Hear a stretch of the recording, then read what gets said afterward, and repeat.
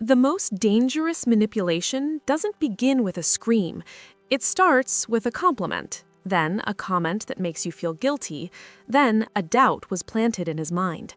And when you realize you are no longer the one who decides what you feel, what you think, or who you are, love becomes an invisible leash, and you think you were the one who put it there.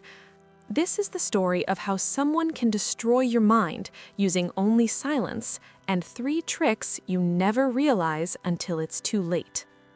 Aurora met Daniel at a small coffee shop near her work on a rainy day when she had missed the bus and decided to wait inside. He seemed completely self-assured, but in a gentle, never intrusive way. When he smiled at her and commented, "It seems the universe conspired to bring you here today," Aurora laughed, and that was the first time in a long time that she felt the pressure in her chest ease. Daniel asked sincere questions, listened without interrupting, told light-hearted stories, and always maintained a calm, almost mesmerizing gaze. In the first few days, Aurora believed she had finally found someone emotionally mature, balanced, someone who didn't want to possess her but rather to get to know her. He never forced contact. He simply appeared at the right time, with the right phrase, with a care that seemed natural. And the more she observed, the more Daniel seemed too perfect, polite, patient, gentle, interested, present without being clingy. At first, everything seemed safe, too good to question. In just a few weeks, Daniel became the kind of presence that soothes even the most silent pain. He sent short, kind messages, "I hope your day is light," or "If you need me, I'm here." Aurora, who had always struggled to trust, felt something rare, stability. He never raised his voice, never made demands, never showed jealousy. On the contrary, he said things that seemed straight out of a book on emotional self-control. True love doesn't hold anyone back. Aurora's mother even said, "This man seems like a blessing." And that was exactly how he wanted to be seen. Little by little, Daniel began to occupy spaces that Aurora hadn't realized she was opening up: evening walks, quick coffees, and calls before bed. Everything gentle, everything respectful. The feeling was that he understood her on an almost intuitive level, and this deep synchronization seemed like a proof of a destiny aligning. Over time, Aurora began to notice something curious. Daniel never talked much about his past. He elegantly deflected the subject, always with a beautiful metaphor. Some pages don't need to be reread for the future to flourish. His charm negated any discomfort. He seemed too perfect, but Aurora interpreted this as maturity, not a warning. And since Daniel always knew what to say to calm her doubts, she allowed herself to be carried away by the idea that finally someone saw her completely. When he said, "I feel you're the only person I can be myself with," Aurora believed him and opened up more. The beginning of this relationship seemed like the start of a rare, almost spiritual love. But it was, in fact, the first thread of a web carefully woven to appear welcoming, while slowly closing in around her. The change began so quietly that Aurora didn't notice. Daniel remained calm, gentle, present, but now small phrases that seemed too innocent would appear. When Aurora said she was going out with her friend Clara, he would smile and reply, "Of course, love. I just hope you don't come back sad like last time." She had never come back sad, but the phrase planted a seed of doubt. On another occasion, when Aurora commented on an idea at work, Daniel frowned and said, "If you really think this is the best thing, I support it." The tone was lukewarm, cold, as if she were about to make the worst decision of her life. It was criticism disguised as support. Gradually, Aurora realized that whenever she talked to someone, Daniel asked too many details. What did he say? And why did she say that? Do you think this person really wants what's best for you?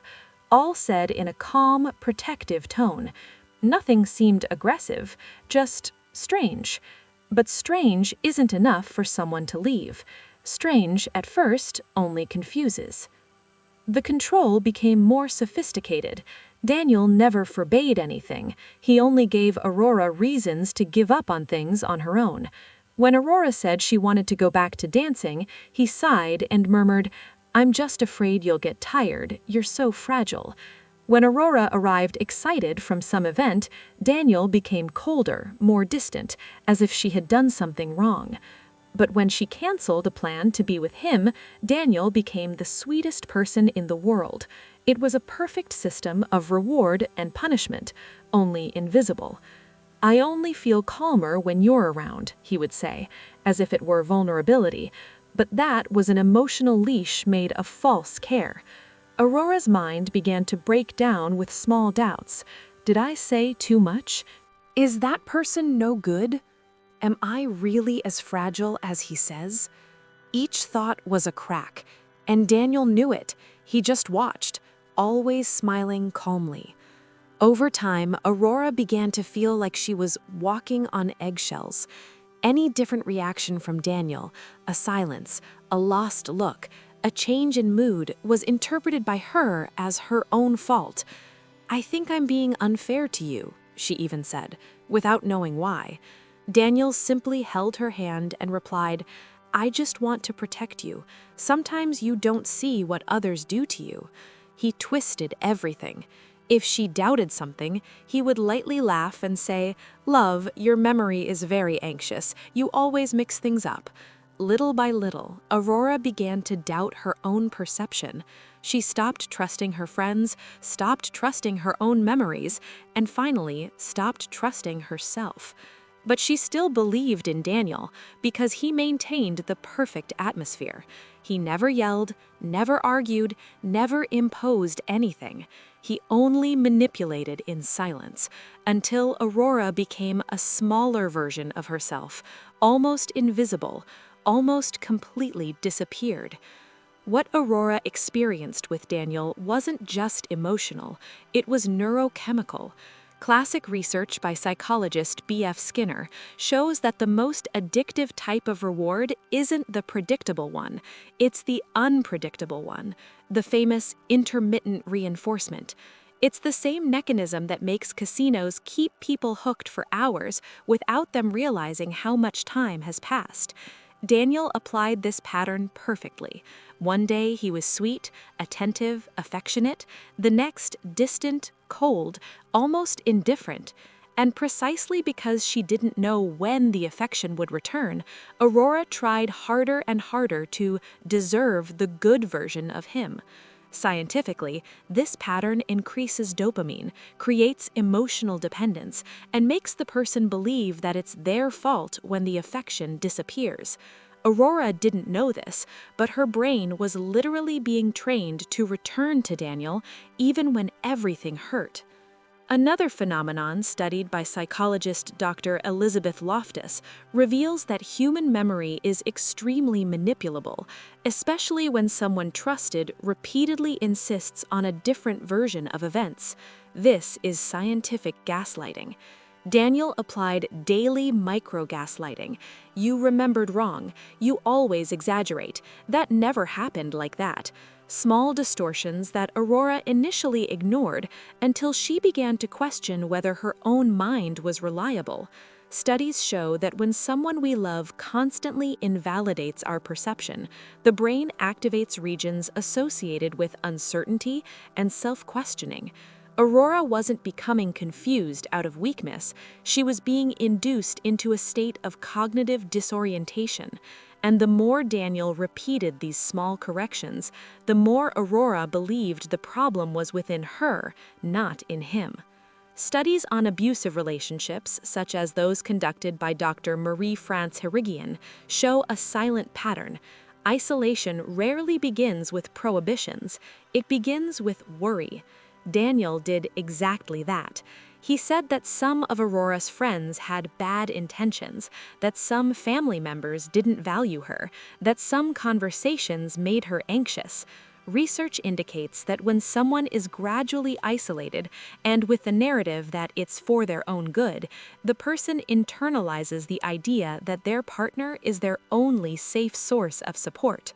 Aurora distanced herself from important people, not because Daniel told her to, but because he planted a sense of emotional danger in everything that wasn't him. This is documented in studies on traumatic attachment. When the abuser functions as both a threat and a savior, the brain becomes even more fixated. Aurora wasn't alone by choice, she was conditioned. The collapse didn't come with screams, it came with silence. The kind of silence that changes destinies. One night, while Daniel was showering, his cell phone vibrated on the table. Aurora wasn't the type to snoop through other people's things, but the notification seemed strange. "Are you doing to her what you did to me?" Her heart froze. She opened the conversation. Another woman, another story, the same phrases, the same cycles of intermittent affection, then silence, then guilt. It was like reading identical chapters of a repeated book.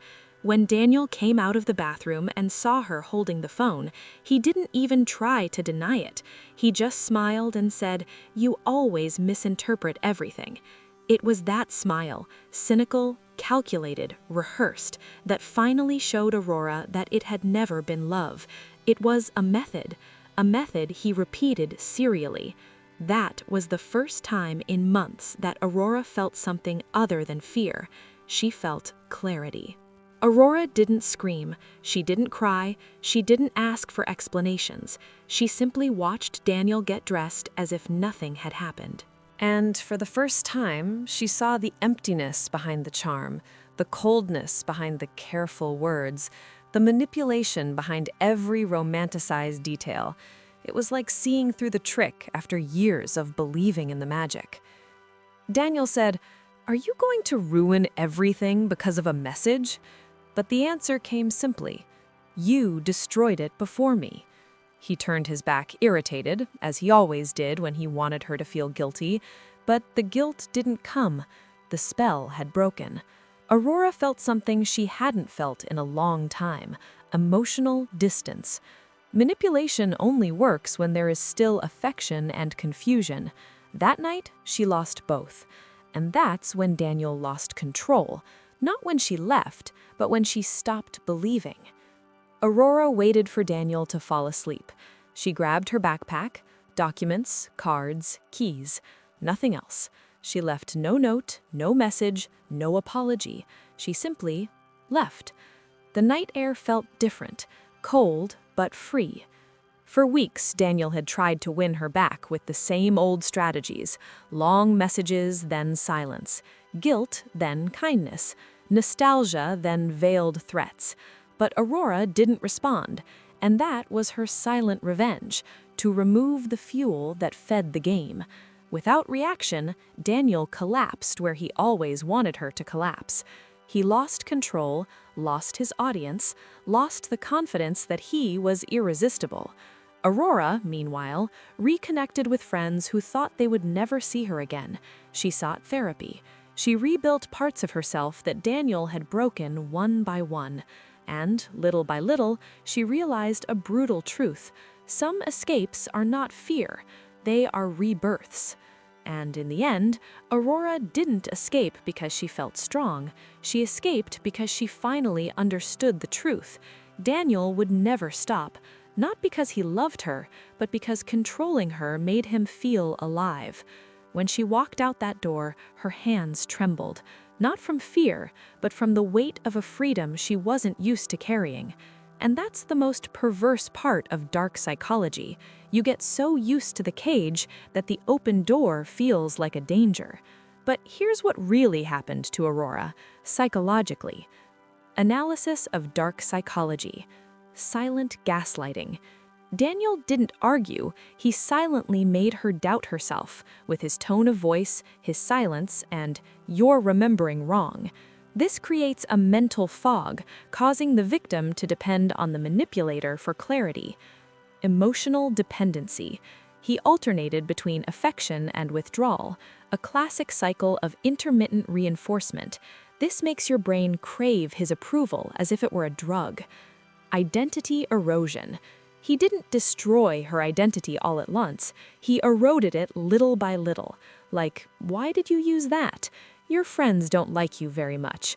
You always overreact. Small cuts until nothing remains but what he wants. 3 practical lessons you can't ignore. Pay attention to the patterns, not the excuses. Toxic people don't change, they adapt. When someone makes you doubt your reality, walk away. Confusion is a weapon. Silence can be abuse. Distance can be healing. Leaving can be a matter of survival. If this story seemed familiar to you, even just a little, don't ignore that feeling. It might be your mind trying to warn you. Subscribe to the channel if you want more stories explaining the psychology behind toxic love. Share your experience in the comments. I read all the comments, and your story could help someone who feels alone right now. Watch the next video, because the next story will reveal a dark manipulation trick that almost no one recognizes until it destroys everything. This isn't just entertainment, this is knowledge for survival. See you in the next story.